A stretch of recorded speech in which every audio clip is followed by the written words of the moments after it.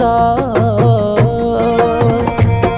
నువ్వు ఊర్వశివని కాదే నిన్ను ప్రేమించింది, నువ్వు దేవతవని కాదే నిన్ను పూజించింది, నువ్వు నింగివని కాదే నేలనేమైంది, నా ప్రాణం అనే కదా నీకు అలుసయ్యింది. రాతలో లేని రాధమ్మ చెప్పలేను